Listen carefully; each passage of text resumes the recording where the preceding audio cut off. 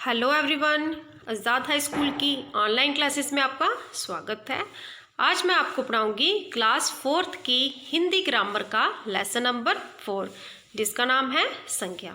तो अब मैं आपको समझाऊंगी कि संज्ञा है क्या। अब देखो यहाँ पे एक पैराग्राफ दिया गया है। पहले मैं आपको ये पैरा पढ़कर सुनाऊंगी। मैं उमेश पाठक हूँ। मेरी बिटिया सोनम के स्कूल में छोटी कक्षा के बच्चे सिर्फ एक कॉपी और रंग बिरंगी पेंसिलें लेकर जाते हैं। हर दिन घर लौटने पर सोनम अपने चित्र बड़े उत्साह से दिखाती थी। मुझे भी बहुत खुशी होती थी। वह गोले को बिल्ली बताती और खड़ी लाइनों को जिराफ। एक दिन उसने एक झोंपड़ी बनाई। धीरे धीरे वह पेड़, नदी, आसमान में उड़ती चिड़िया भी बनाने लगी। अब उसे चित्र बनाने में आनंद आता है। ऊपर रंगीन किए गए शब्द नाम हैं। इन नाम वाले शब्दों को समझो।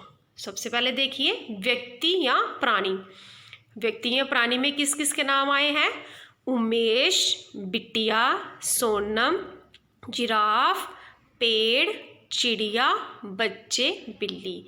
ये हो गए किसी विशेष व्यक्ति या प्राणी के नाम। आगे देखिए वस्तु और स्थान के नाम। स्कूल, कक्षा, कॉपी, पेंसिल, घर, झोंपड़ी, आसमान, नदी, चित्र। ये हो गए वस्तु यानी किसी चीज़ का नाम या फिर किसी जगह का नाम। आगे है भाव। उत्साह, खुशी, आनंद। ये हो गए भाव। आगे देखिए संज्ञा की परिभाषा दी गई है। किसी व्यक्ति, वस्तु, स्थान, प्राणी या भाव के नाम को संज्ञा कहते हैं। ये है संज्ञा की परिभाषा। आगे दिए गए हैं संज्ञा के भेद। कितने भेद हैं संज्ञा के? 3 भेद हैं। कौन कौन से हैं? व्यक्तिवाचक संज्ञा, जातिवाचक संज्ञा और भाववाचक संज्ञा। सबसे पहले हम पढ़ेंगे व्यक्तिवाचक संज्ञा। मनमीत चंडीगढ़ में रहता है। उसे पौधों से प्यार है। उसकी बहन अपने कुत्ते जिम्मी को बहुत चाहती है। उसे सैर के लिए ले जाती है तो शिखा, आलेख और नेहा भी उसके साथ खेलते हैं। मनमीत ने अपने बगीचे का नाम भगत सिंह पार्क रख दिया है। अब देखिए उपयुक्त वाक्यों में मनमीत, चंडीगढ़, जिम्मी, शिखा, आलेख, नेहा, भगत सिंह आदि विशेष नामों के बारे में बता रहे हैं।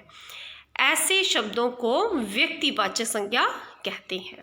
आगे चलिए जातिवाचक संज्ञा। बच्चे तालाब के किनारे बैठकर पुस्तक पढ़ रहे थे। पढ़ते पढ़ते वे मुस्कुराने लगे।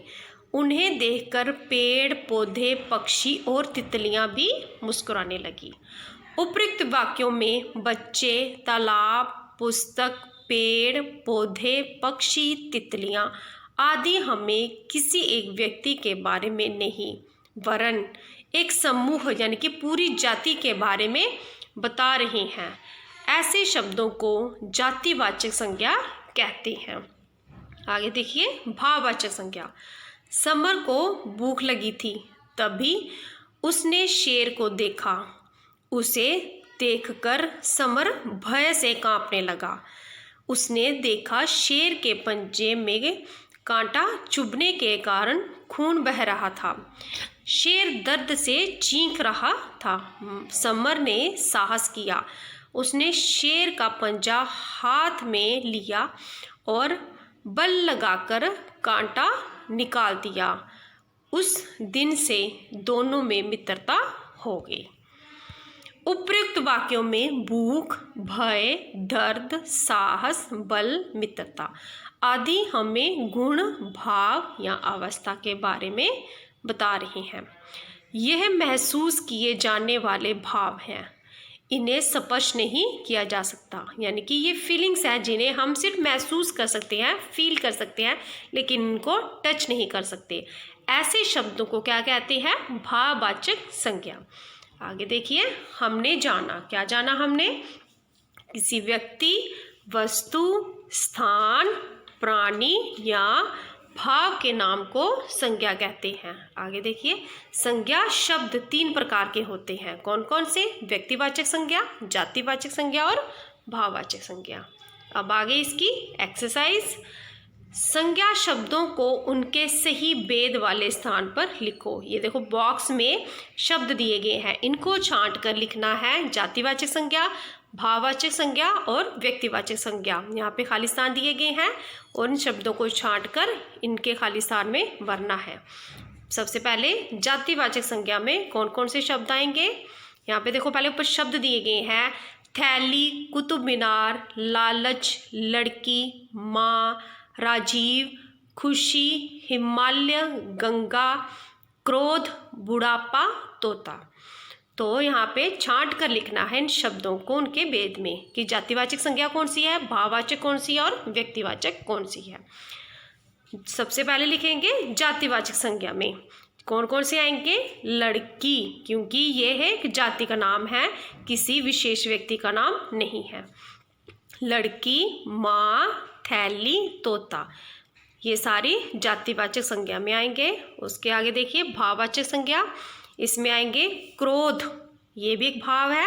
लालच, बुढ़ापा, खुशी, ये सारे भाव हैं, यानी कि फीलिंग्स हैं जिन्हें हम सिर्फ फील कर सकते हैं, टच नहीं कर सकते। आगे आगे व्यक्तिवाचक संज्ञा, इसमें आएंगे राजीव, ये किसी व्यक्ति का नाम है। गंगा, ये नदी का नाम है। कुतुब मीनार, हिमालय, ये खासकर किसी व्यक्तिवाचक संज्ञा, ये किसी खास चीज़ों के या जगह के नाम है।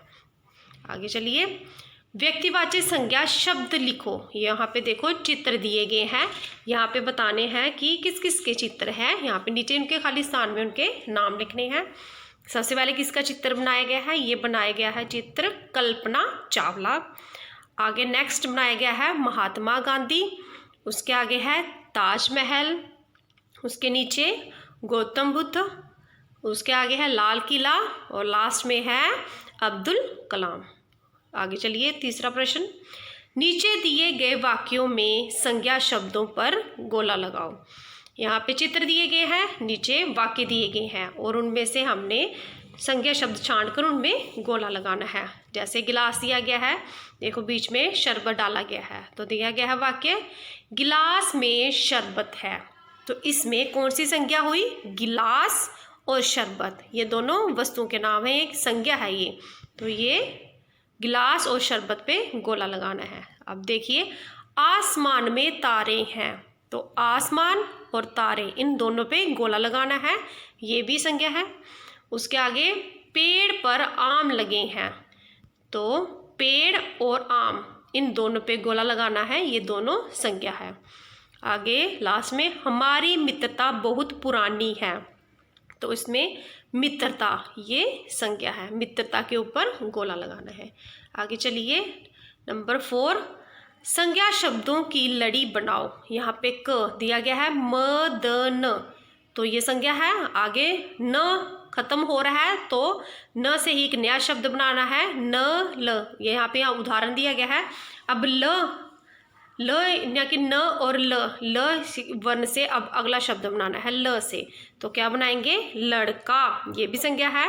अभी क पे खत्म हुआ तो क्या बन जाएगा? कांच, ये भी संज्ञा है। और लास्ट में चम्मच, देखो मदन, नल, लड़का, कांच, चम्मच, ये सारे संज्ञा है। आगे ख में चादर, रजनी, र खत्म हुआ तो रजनी आ गया, नी खत्म हुआ तो नीरज आ गया, ज खत्म हुआ तो जहाज, फिर लास्ट में ज आया तो जंगल। फिर से सुनाती हूँ, चादर, रजनी, नीरज, जहाज, जंगल, ये बन गए संज्ञा शब्दों की लड़ी। आगे भाववाचक संज्ञा पर गोला लगाओ। यहाँ पे शब्द दिए गए हैं, वहाँ पे उन शब्दों पे गोला लगाना है जो भाववाचक संज्ञा में आते हैं। सुंदर, सुंदरता, सुंदरी, अच्छा, तो इसमें कौन सी भाववाचक संज्ञा है?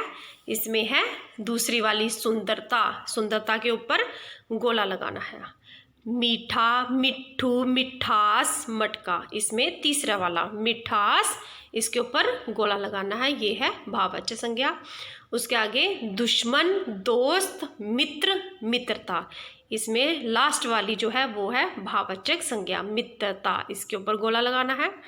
लंबा, चौड़ा, लंबाई, ऊंचा, इसमें है तीसरी वाली, इसके ऊपर गोला लगाओ लंबाई के ऊपर। आगे आओ खेलें। दिए गए फूलों में रंग भरो, वर्ग पहेली में इन फूलों के नाम खोजकर गोला लगाओ और लिखो। यहाँ पे एक वर्ग पहेली दी गई है, देखो सामने बॉक्स बनाया गया है और फूल दिए गए हैं। इस वर्ग पहेली में से आपने फूलों के नाम लिखने हैं खाली स्थान में और इन फूलों में रंग भी भरने हैं। ये कार्य आपने खुद करना है। तो अगली वीडियो में मैं आपको अगला लेसन पढ़ाऊंगी लिंक। तो अगर आपको मेरी ये वीडियो पसंद आई हो तो इसे शेयर और लाइक ज़रूर करें। Thank you.